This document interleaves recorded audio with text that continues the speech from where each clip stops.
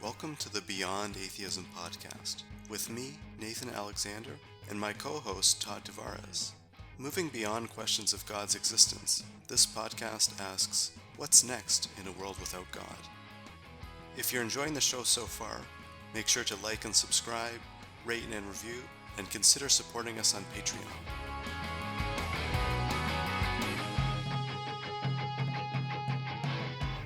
After almost a year of Beyond Atheism, it is time to take a brief look back and take stock of what we've learned from interviewing academics, activists, researchers, and thinkers.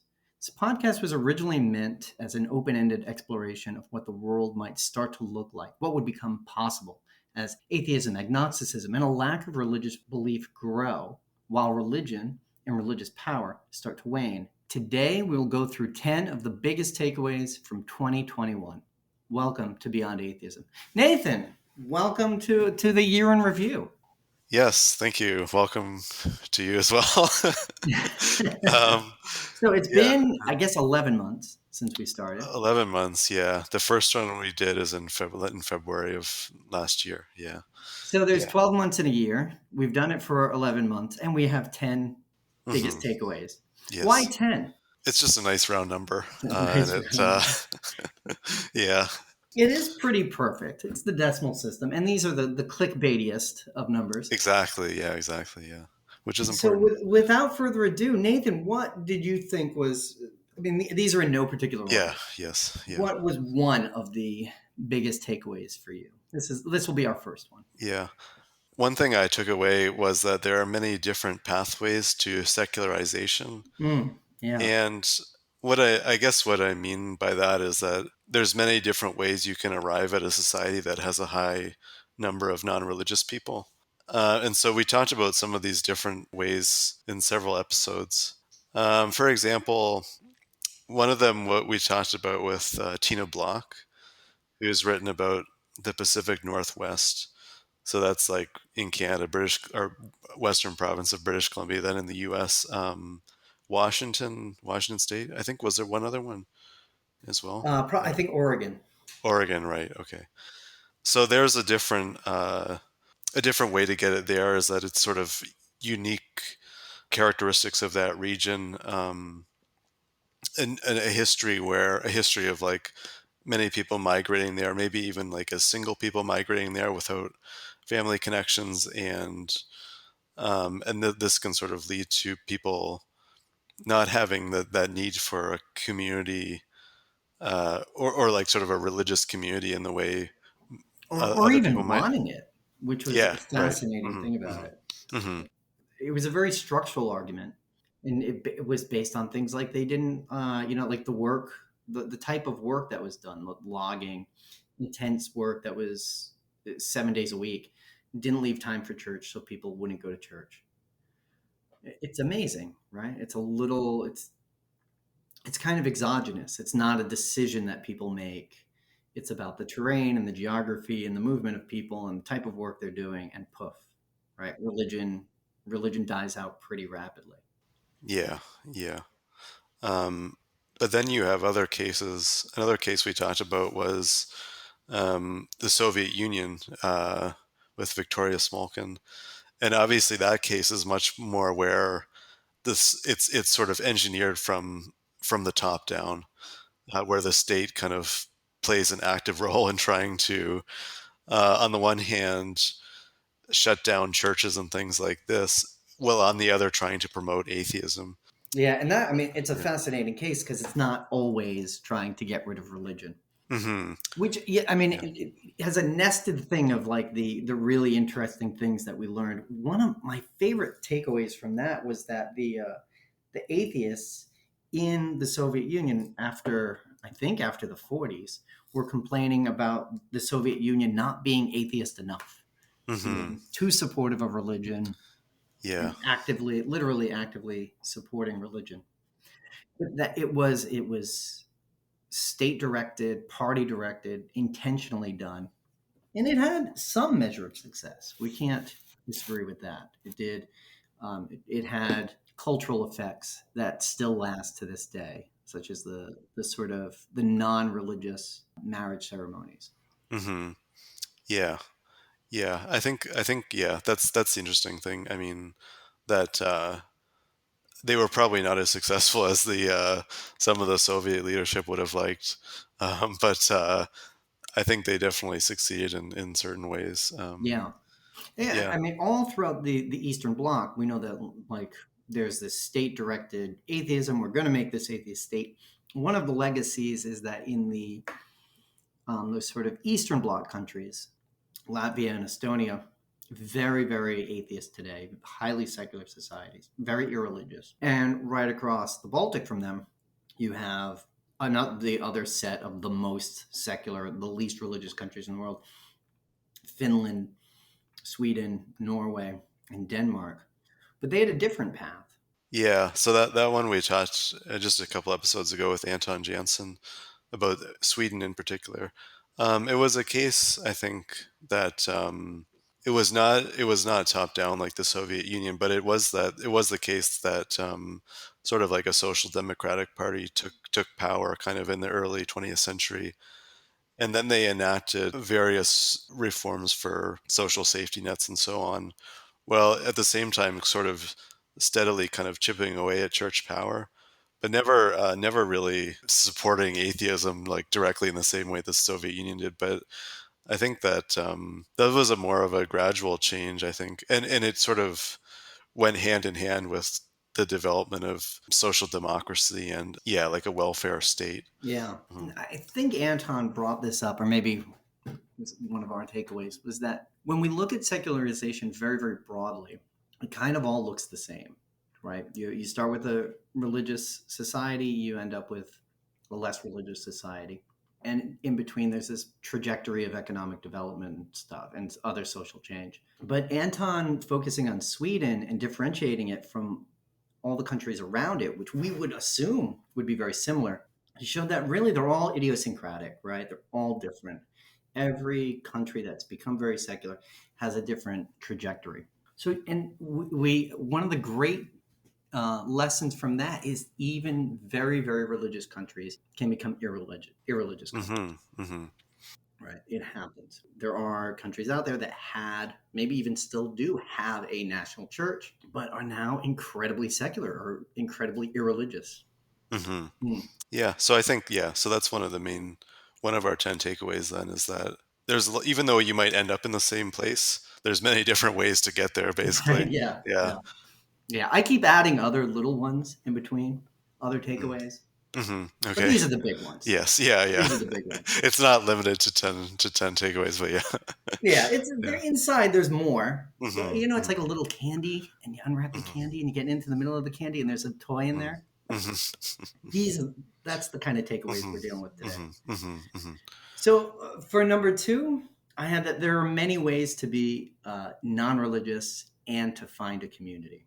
And we talked to a lot of people who are doing just incredible work all around, looking in different places and actually building communities that are centered on not having a God, atheist communities. And I think that was fantastic. I mean, the big one that comes to mind was Lucian Greaves, who just did a fantastic job building the Satanic Temple, who are, I mean, how can we describe them other than punk rock? What can we say about that? I guess they're a non-theistic religion, I think is how they describe themselves. I mean, they have their own rituals that they do, but and sort of community building aspects, but they also do activism together. Yeah. And I mean, interestingly, as a self described non theistic religion, they have ceremonies, right? Like they'll do marriages, they have unbaptisms, and they do a lot of things to bring people together. And that's powerful. Even though like mostly they're incredibly confrontational. Hmm. Um, Yeah, yeah. yeah, who else did we talk to that did this? Well, another case would be we talked to Carol Wayne White several months ago, I think, and she talked about this idea of religious naturalism, which is, I think, it's sort of about finding meaning in nature, in getting awe from nature, and just sort of the majesty of it. Even it's completely non-theistic again, But yeah, it's sort of about embracing nature and things like that.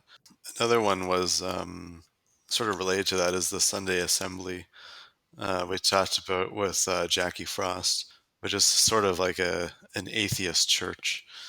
Was started almost maybe 10 years ago, something like that. Sort of these secular congregations that do things like sing songs together in their services and so on, Yeah. do charitable work together and stuff. Mhm. The same way we found people who created ceremonies in a secular way. It was Thomas Lawson who started writing the secular eulogies and doing funeral work, right? Like this idea, not so much community, but creating a ceremony that lasts and is reproduced and becomes parts of people's lives. And that's, yeah, that's meaningful for people in a way that like a religious ceremony wouldn't be. Yeah, especially when you don't want that. I Right. mean, Yeah. Exactly. yeah, Yeah. Yeah. you don't want to sit there and just think he would hate this, she would hate this so much Hmm. Hmm. because it's not what they wanted. It's not who they Yeah. were. Yeah. So Yeah. to keep things true to for that person, incredible stuff. Yeah. So I sort of feel like in these different religious, or sorry, non-religious groups, I mean, it's not, I mean, maybe like being a Satanist or something may not be for everyone, but that's okay. I mean, it's okay. Like if there is diversity in what people want and need, I think that's like a healthy thing, I think. Absolutely, and they're all out there. Like these are all ways, I mean, we can. You Google them, you can find someone near you. And if there isn't anyone near you, Google the headquarters. Tell them you want to do it. They're out there and waiting to be either joined or built upon or created. Start your own. Hmm. That's good Hmm. too. Hmm. Nathan, what else have we learned this past year? Feel like we're rushing, yet we've so much to talk Yeah. about. Yeah. We learned a lot.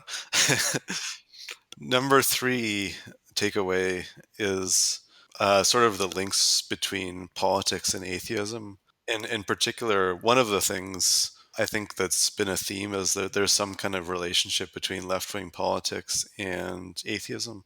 It's something we've sort of explored in some of the episodes. Yeah. Um, mhm.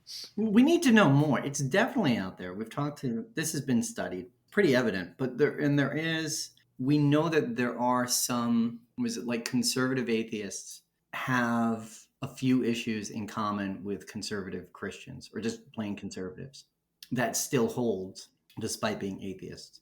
Yeah, but there definitely seems to be this connection to left wing politics that's underexplored. But there is also there are right atheists. That's not that shocking. Yeah. But I sort of feel like it does seem that, well, let me think how to say it, like that atheists are overrepresented among left wing politics, and vice versa. Left wing people are overrepresented in atheist circles. Um, and one of the things, I guess we sort of saw this historically. We talked in one episode with Claire Stainthorpe, who is doing a project on 19th century British freethinkers and just the links with various radical kinds of politics, like small r republicanism, which is opposing sort of the monarchy in Britain, was something. As opposed to American republicanism, which is Exactly. Yeah, this yeah. is like the good kind. Yeah, I mean, depending on your perspective. Yeah, yeah, and I think. Oh, Yeah, go ahead. Go ahead. and we think there's a link there. There's a logical link between atheism and republicanism, that small r republicanism. But it's really like I mean, she made it explicit, right? The way Kimberly Hamlin made it clear that there was this link between the freethinkers, 19th century atheists, and feminism, right? Where Yeah. that was explicit. Yeah, she had talked about her research on Helen Hamilton Gardner, who was one of the leaders of the suffragette movement for women's voting, like in the early 20th century. And like, yeah, it was a pretty clear link that this sort of free thought linked directly to questioning like patriarchy and questioning why women should be second class citizens. And I think this two things kind of work hand in hand. which is interesting. Yeah. And it was tied to the scientific method as well. Hmm. Yeah. My Right. a Yeah. friend of mine went Mhm. to Cornell recently Oh, and right. Okay. found found her brain and Uh sent a huh. picture of it for me. All right. Okay. Yeah. If you're ever at Cornell, Hmm. and you can find Helen Hamilton Gardner's brain, which helped prove that women's brains and men's brains aren't very different at all. They're pretty much the same. Yeah. And of course, leftism was for a long time synonymous with Christopher Hitchens, who Ben Burgess wrote about and talked to us about. That was, I mean, I love talking about Chris Hitchens. I can do that all day. Yeah. That was. I mean, that was interesting, just because I think like in his case, I mean, obviously he was for so long a leftist and an atheist, but like as he became more explicitly atheist, or as a more sort of outspokenly anti-theist, he sort of moved to the being kind of a supporter of the Iraq War and things like that, which is kind of an interesting caveat or whatever to our theory, or counterexample maybe to our thing about like left wing politics and atheism. Yeah. Yeah. Yeah. That you can end up on the right. Yeah. No, Yeah. Yeah. definitely. There's a lot. It's a rich vein. Again, we could talk about it all day. And then I mean, the flip side of that is what Dr. Greg Scharzer, had to say about escapism. But he's also worked in, I think we talked about it. He a bit of his ideas of no local, Yeah, we um, did. Yeah. Yeah. which is a completely left idea, right? Comes from these ingrained. It's a leftist critique. In it, God is just absent, right? And that's powerful. Which is kind of, I think, like the mode that we operate in, right? We live in a world without God. What is possible? And it's one thing to be fighting against God all the time, but once you eliminate it, what then becomes possible? And that's a liberating thought. Yeah. Yeah. Yeah, That's a good point. politically. Which I think brings us to number four. Actually, there isn't any connection here. There's no orders. It's the importance of differentiating nuns, and this is one I think we kind of started with this, right? That when you look at the numbers, when we talk about nuns, not NUN, nuns, NONE, which is the terrible name that's been, I think, most widely used to talk about people who on surveys say that they have no religion, none. Right? They're not Catholic, they're not mainstream Protestant, they're not Buddhist, they're not Jewish, they're none. But one of the early things we learned, like, it's not just a straight, easy victory for atheists. It has something different. Even though the nuns are making up more and more of the population, atheists are still a small segment of it. Do you remember any of the numbers exactly? I think it's about a quarter of the or in the U.S. anyway, a quarter of the population, maybe to almost 30%, something like that, is now none. So like not religiously unaffiliated. Yeah, and I think like one of the things. Oh yeah, so we talked about with Juam Navarro Rivera in one of the early episodes, but like it's interesting in the US case, like how quickly that's changed in like 10 years. I mean, it's been a dramatic really increase in the nuns population. So I think that's interesting in itself, that it's like, very strongly growing segment of the population. Yeah, yeah. But inside of it, it is odd that there are people who are spiritual. Yeah, yeah. Yeah. I mean, we know that people who find either crystals or just something in the world larger than themselves that they attach themselves to. And I think there's also evidence that there are unaffiliated people, there are nuns who believe in God. Hmm. Hmm. I was talking to someone about this, and I can't remember how it started, but he like vehemently refused to identify as an atheist. I'm like, but do you believe in God? He's like, no, but I'm not an atheist because blah blah blah. Right. Yeah. So this is like that's kind of what we run into with this idea of nuns. Yeah. As an atheist, as someone who's very comfortable with that term, I know exactly how I fit into it. Lots of people aren't in that position or don't want to be in that position or are something other, right? There's still that swirl out there that we don't entirely understand. we need to understand, we need to know. I mean, we do know right now. It's important that we recognize when we hear 25 to 33% of Americans are nuns or religiously unaffiliated, it doesn't mean 33% are atheists. Yeah. Yeah. I think it's above 10%, maybe 15, but it's not nuns. Nuns have very different characteristics. Yeah. And I think in the episode with Jackie Frost, like we talked a little bit about that as well. That like the obviously in some ways the category has of the nuns, it has its uses, but then it's also good to kind of like zoom in a little bit and look at specifically like atheists and agnostics and differentiate those out from those who are just sort of, they just don't go to church. They don't really interested in the religious stuff. Maybe they're spiritual but not religious, but nonetheless, like they're not atheists. Like, and even I think I've seen numbers of like vaccination rates, for example. Like atheists and agnostics are very high in the Mhm. getting the vaccine, and like near the bottom is like white evangelicals. Like that's one demographic category that's pretty low. But it's interesting though that the unaffiliated are also pretty low. I mean, like these are just sort of the generic unaffiliated, like not atheists. So I think there's something, maybe they're just, these people are just like, they're just not really interested in doing that much of anything. I don't know. I mean, yeah. Apparently, there's a segment that is so strongly evangelical. This is one theory Ah, right. Okay. we didn't talk about. They're so strongly evangelical they refuse to recognize churches.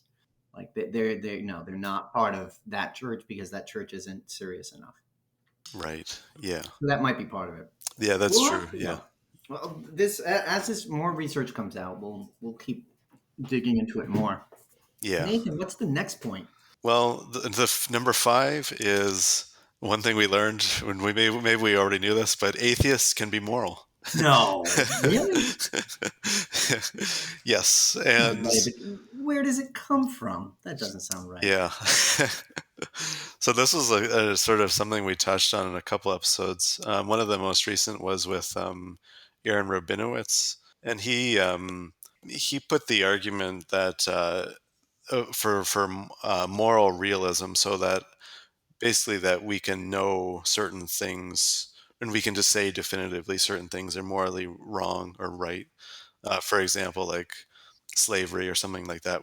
We can say that that is morally wrong. We don't have to kind of like hedge about it and say like, well, to us in our particular perspective, it's wrong. Like, no, it's just like it's universally wrong. And I found that argument pretty compelling. I think when he was He he was had a saying that. very big tent argument, right? Yes, yeah, yeah, It's ethics and morality. We can understand it from history. We can understand it from logic and reasoning. But it was different from, I think it was Carol Wayne White who focused on nature and said, like, no, we can figure out right and wrong just by looking at the world, by being part of nature.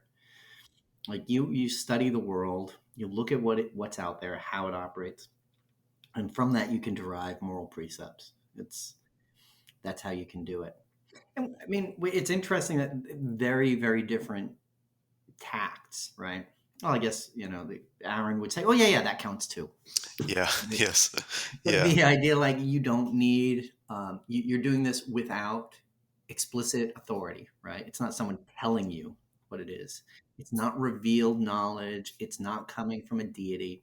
People work together and figure it out. Which I think Phil Zuckerman talked a lot about this too, didn't he? I yeah. can't.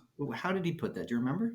Well, his one thing I sort of was thinking about is his point about where we get our morals from, and it's not yeah, it's like it's not from revealed knowledge or anything like that.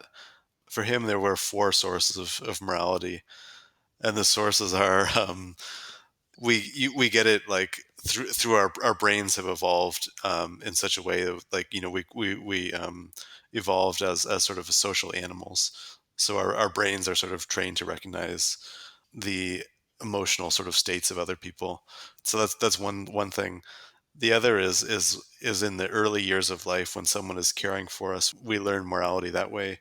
Another thing is, as we get older, we get socialized, and we start picking up on norms and behaviors and so on of other people. And then when we get older, we can reflect and reason about morality. And I think so. It's for him. It's not about, it doesn't, morality doesn't come from God. It comes from these four main sources. And I found his just way of talking about that pretty compelling. I And mean, more, yeah, yeah. it does make a lot more sense than that there's a magical man in the sky, Hmm, hmm, hmm. right? Like that definitely explains how we do it, right?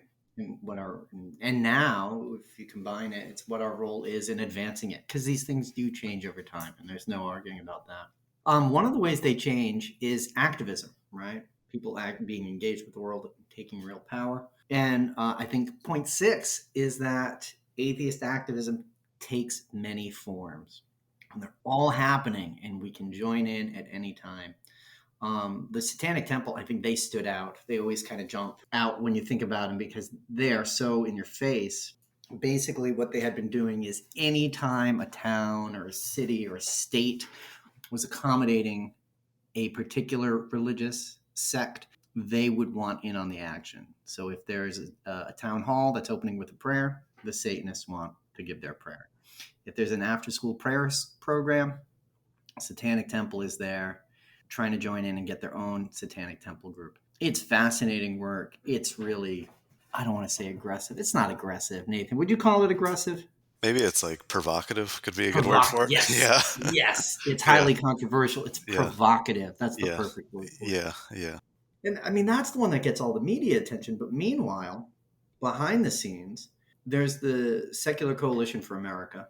yeah. That was Andrew Grossen.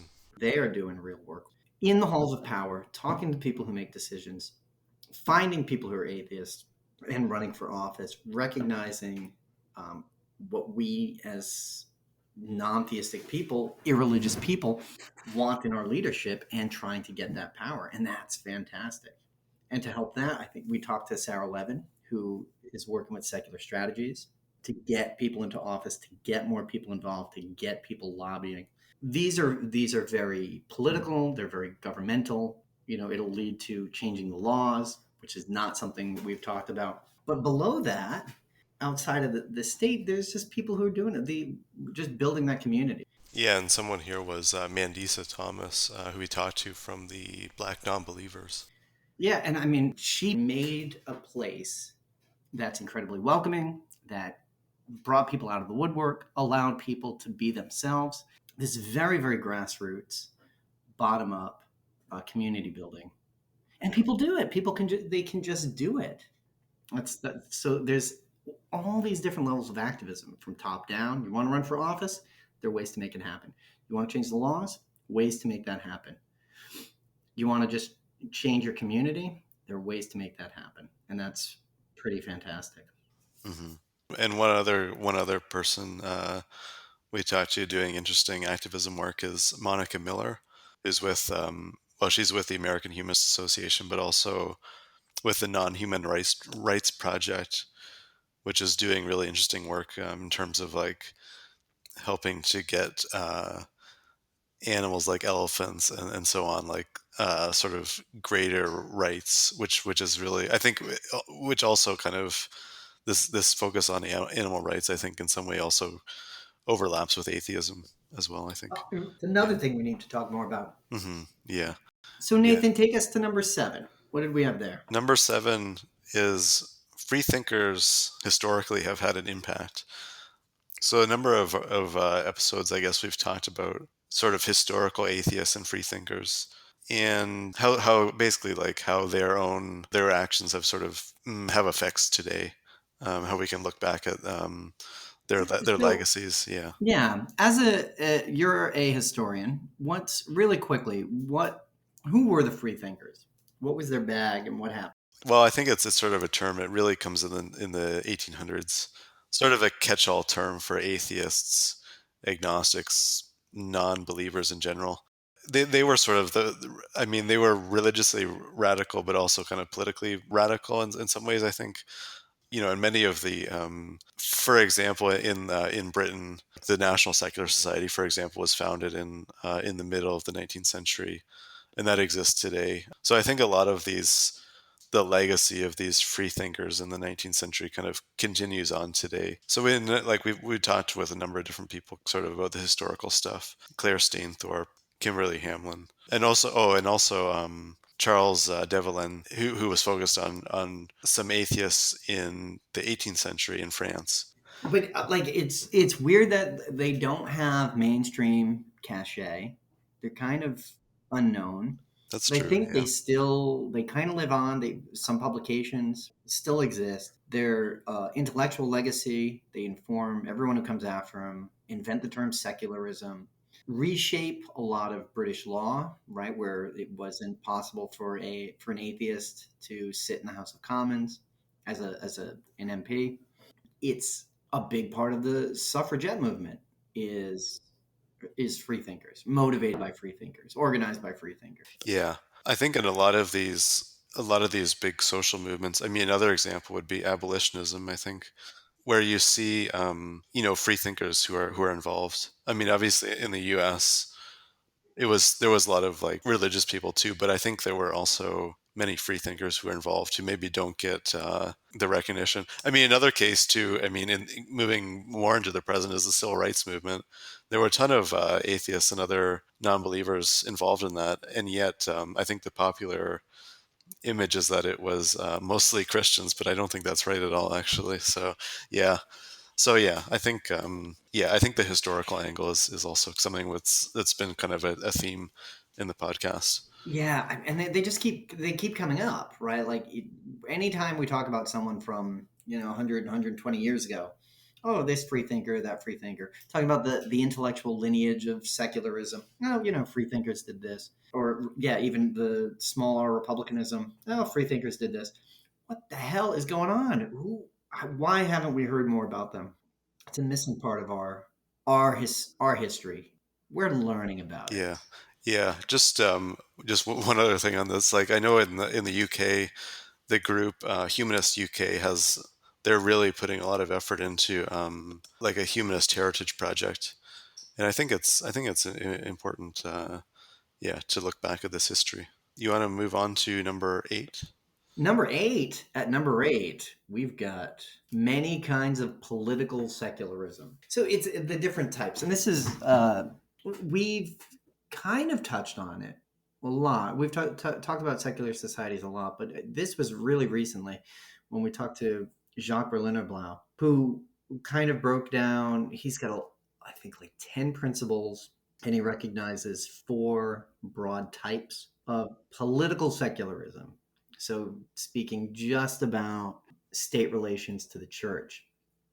And it's things that we think we know, but it starts with a pretty simple point. Is like, okay, you want secularism. What is secularism? And then we kind of stumble, right? We all imagine it's something different. And so he looked from like the extreme cases that's like Soviet style, right? And how it exists in China today to accommodationist models in India, which exists in other countries as well, where the state will pay and support religions, right? There are countries where that happens. To other places, like the U.S., where we like to imagine there is this wall between church and state. And the other one was laicite in French, which I think is a particular and special one, but it's much stronger, right? Where it makes religion very personal, right? It makes it a private matter. It's not a public issue. And from there, it gets, you can get into the critiques of how these things actually work. But looking at these models, what he kind of set up for us is that, well, we have a choice now. There are aspects of like the historical dependency, but if we're going to move ahead and create a more secular world, or just a world where there's more secular people, for us, this creates a big opening, right? Where it's like, well, what do we want secularism to mean? And we don't need the answer. We don't have an answer. I don't have an answer. I don't think anybody has the right answer. But we have the means to talk about it. And right now, I think we have every reason to be thinking about it as Hmm. atheists, right? I think that was one interesting point from talking with him just about that. There's many different models that you can look at, and it's not like there's one particular one that's right and one that's wrong or something. Like you can sort of draw from them and see what works best, or what sort of things might be best suited to a particular society or something like that. But yeah, I mean, I definitely think. Well, anyway, the point is secularism is good. I mean, that ensuring, however you sort of slice it, but like, ensuring key principles about like state neutrality and religion and religious freedom and things like this, and then like how you come down in other issues, like in terms of whether the state gives like financial support to religions or something like that. Mhm. Yeah, it's a choice, right? At a certain Mhm. point, it seems to be. Well, we'll see. It's one of those things that it seems simple and ends up complicated. It's a good problem to have. Figure out which type of secularism we want to have. It's much nicer to think about that than to go, oh my God, did you see that Supreme Court ruling the other day? I can't believe given churches this, religion wants to do that. This would be such an ideal discussion to have to struggle through. Which brings us to point number 9. Nathan, what did you have at number 9? Number 9 is that atheism is at once very simple, but then there's also a lot of a lot of complicated issues within that. So it's obviously the case, atheists don't believe there's a God, so that's easy. Other things follow from that. We reject religious authority. We want freedom of religion And freedom and from religion. yeah, freedom. Yeah, freedom from yeah. More importantly, yes, yeah. And I think like atheists have sort of struggled like, again, like to the previous thing about free thinkers. I mean, there has been a long sort of struggle to gain against religious authority, then also to get this freedom from religion. Yeah, I mean it's something you pick up historically, little things here and there, like the atheists not able to testify in court because they're deemed untrustworthy.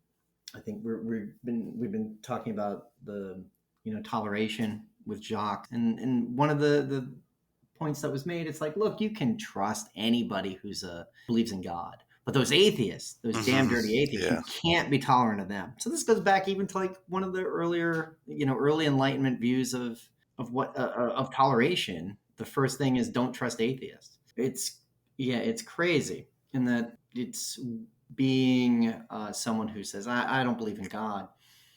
That's the easy part, right? Doubting divinity, and then it from there it kind of gets crazy pretty quickly, right? Like when we think about who, if you have a moral question, who do you go to? Right, like you're not where we get our ideas of religious authority, where we get our ideas of moral authority, where we get um, what we ought to do. None of it comes from religion, right?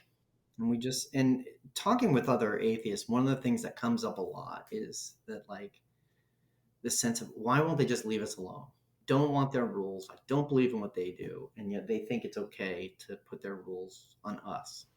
And that is one of the things that I think it's really beyond atheism, right? Hmm. Atheism is when you figure out, you know what? There's no God.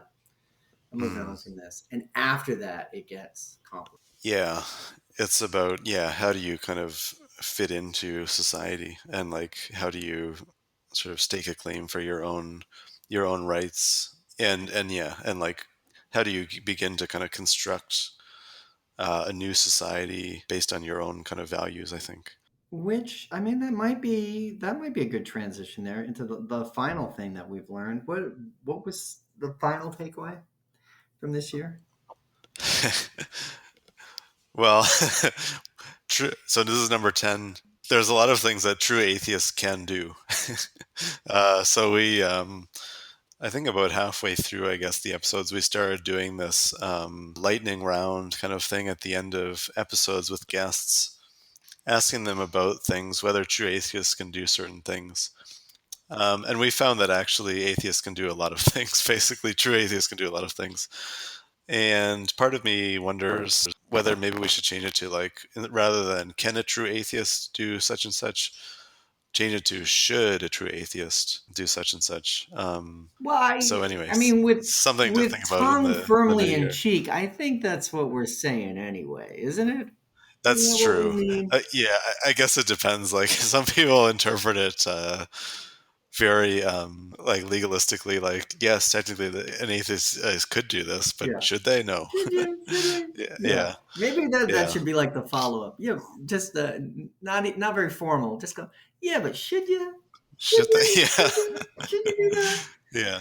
But I think, I mean, one of the takeaways I think from doing that is that there's a ton of diversity in like what it means to be an atheist. I mean, like it's mostly sort of tongue in cheek the segment, but I think it does show like there's a total like there is a range of views about political and social questions and things like one thing that we've taught or one common one is like saying bless you after someone sneezes. And I mean, it is sort of like, yeah, I mean, it's funny, like how much religious language is just sort of embedded in everyday, everyday language. And then it's like, what importance do you kind of put on this? Is it like, should you go out of your way not to say bless you and say gesundheit or something like that? Or is this just doesn't really matter? Like if it's just a trivial thing. Yeah. So I Well, think it's, and everybody yeah, thinks yeah. about it. It's always, it's always the most fun. It's perhaps a window to the non-existent soul of the atheist. Well, let's just Mhm. go through it, Nathan. We've got some. Yeah. We Okay. can use the same ones back and forth. Nathan, Mhm. can a true atheist worship the sun? No. Whoa. I'll say no. Why not? Why Yeah. can't you worship the sun? I don't really like this idea of like worshiping like I mean I'm trying to be more provocative so I'll I mean I don't like worshiping the sun. Like I don't know what that would really entail. I mean, it's sort of I think it gives like the sun kind of some like agency or something like that, which it doesn't have, obviously. Yeah. What about you? Can a true atheist No, worship the if you sun? do it, right? If every morning you wake up and say, "Thank you, sun," after a few weeks, you're going to feel really good when you see the sun. Just to be thankful to the sun. You'll be sad when the sun's not there. Then it comes out and you'll be happy again. Yeah, it's cute. Yeah, having a connection to nature, That's true. I Yeah, think, is that's important. true. You're right about worshiping. That's silly, but for the sake of argument, yeah, let's just do it. Let's worship the sun. Hmm. It's fun. Hmm. Yeah, let's Yeah, keep it going. What else we got? yeah. Um, can a true atheist be a militant Oh atheist? yeah, yeah. Let's be controversial, Nathan. Yeah, yeah. You can be a militant. Yeah, and should Should they? you? But should you? Should you? I mean, the thing that one of the things that we kind of learned is that like it doesn't from the historical evidence that we have, militant atheism doesn't really work. So maybe I should change my answer. No, I stand Like by in my this? answer. I stand by my answer. You can be, but should you, Nathan? What do you think? Should can a true atheist be a militant atheist? Yeah, I think so. And should they? I mean, maybe. I mean, I think.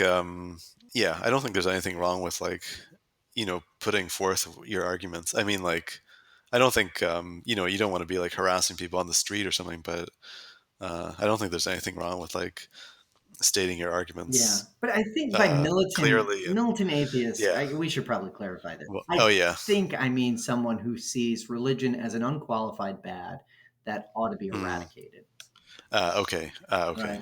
right? Right. And Okay. Well, is yeah. working towards that end.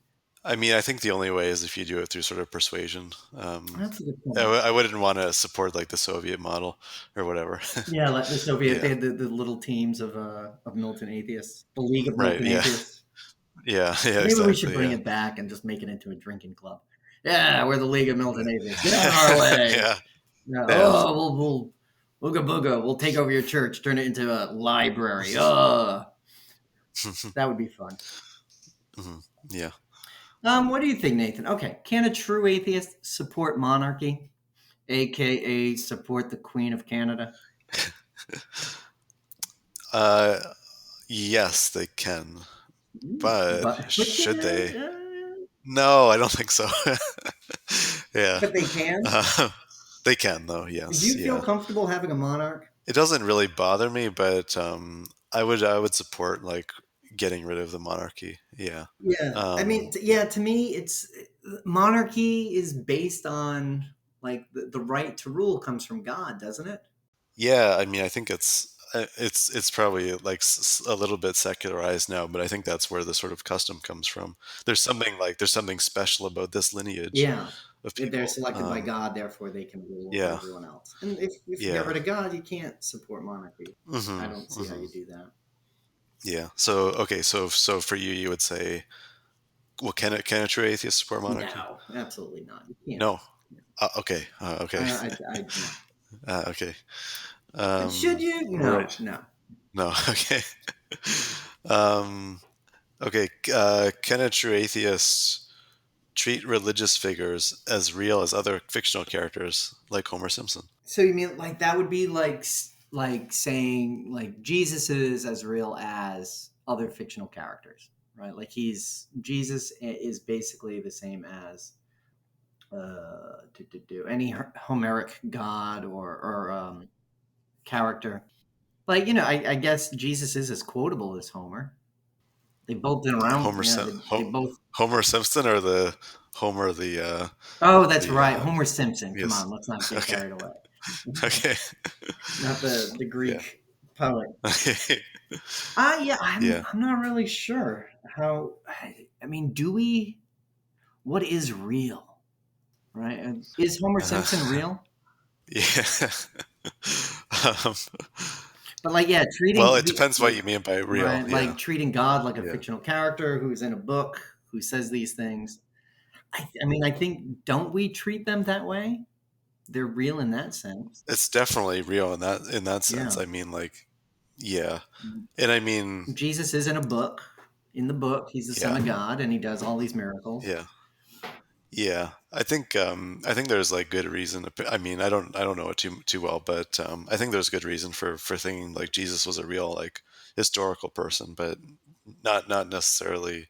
Well, I mean, in my view anyway, definitely not Definitely not. divine. Yeah, right.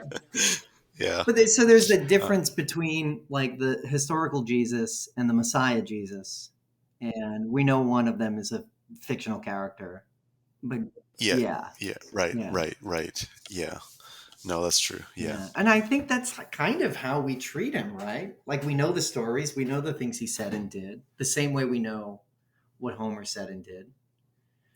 No, Yeah. not Greek Homer, Homer Simpson, Right. right? Like we know them in that way. So yeah, I think we do. I think we do believe in them that way already. hmm Yeah. Is that how you think That about them?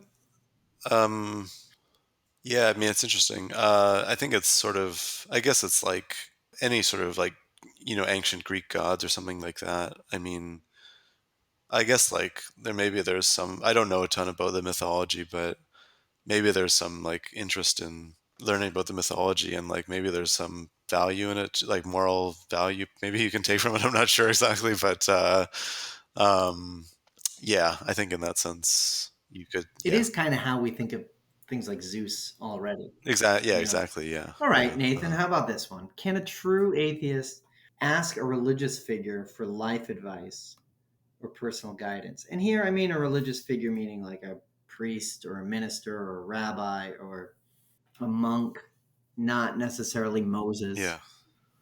Right. Right. Yeah. Um, I would say yes. You could. Yeah. Yeah. I think so. I mean, you could. I think you could. Yeah. I mean, What are yeah. some like maybe examples would lay it out better? What are the sort of things you'd ask about? You'd be comfortable asking Uh, for. I can't really think of anything off the top of my head, but I mean, I think.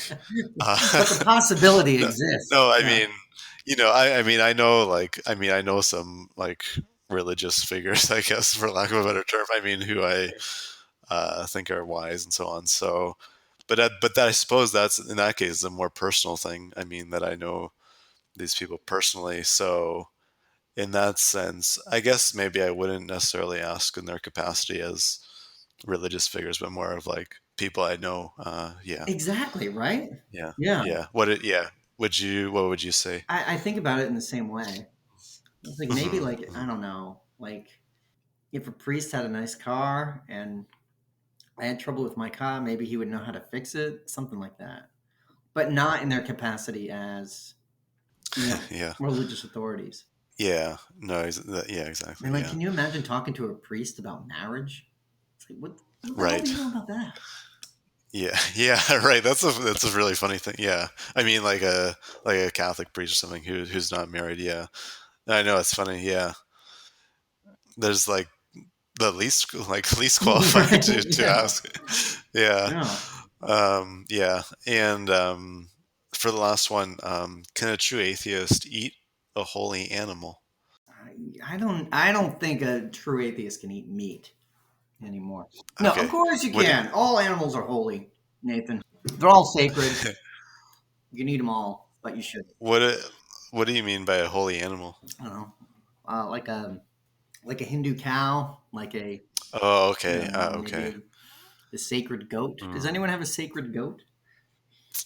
Probably in one religion there is. Yeah. Yeah.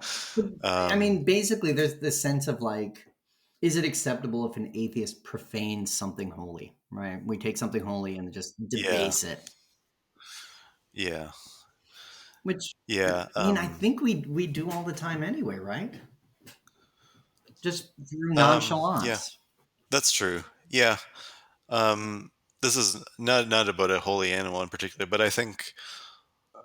I mean, I feel like atheists should, if they were to go to a holy site or something, like they should not be disrespectful. I mean, that's my view anyway. Um, like they shouldn't, I don't know, vandalize some building or whatever that some other group takes to be as a holy place. I mean, I don't think that's a good thing to do. Um, No, I think that sums it up, right? That you should be mm, respectful, mhm, or mhm. as respectful as possible. In even when our existence is insulting someone's worldview. But I mean, going forward, like these are the things that we've got in mind. Not just the can a true atheist questions, but for the over the course of a year to think through so much stuff, to talk to so many people. It's been fantastic, and the year ahead is going to be more the same, probably even better if you can imagine that. Yeah, yeah, exactly. Yeah, yeah. We've already got a bunch of guests lined up, and yeah, looking forward to continuing to sort of find out new stuff. I mean, that's one of the things that's been fun is like just talking to interesting people. Yeah, absolutely. Yeah, yeah, Especially learning yeah, stuff. Yeah. especially these days.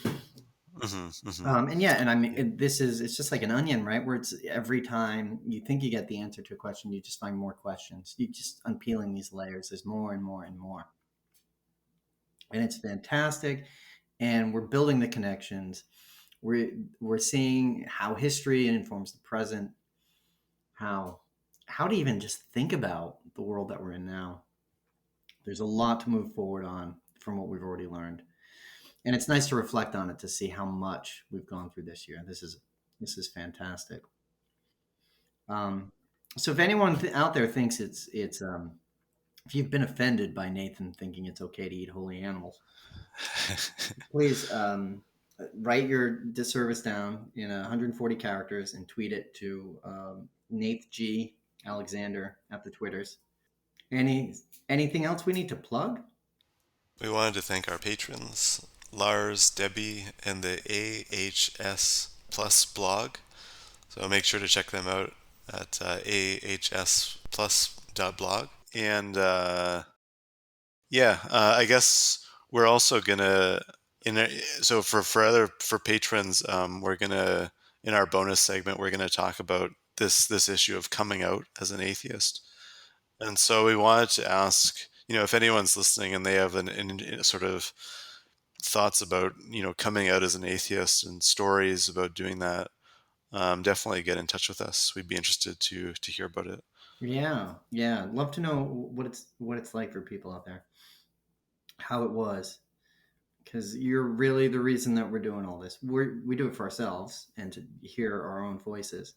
Yeah, But really, I mean, big thanks to everybody who listens, especially to Lars, Debbie, and AHS Plus blog. Tremendous support. We appreciate it all. Be sure to like and subscribe. Smash those buttons. Pull that string. Ring those bells. Eat that sacred animal. And yeah, talk to you next time.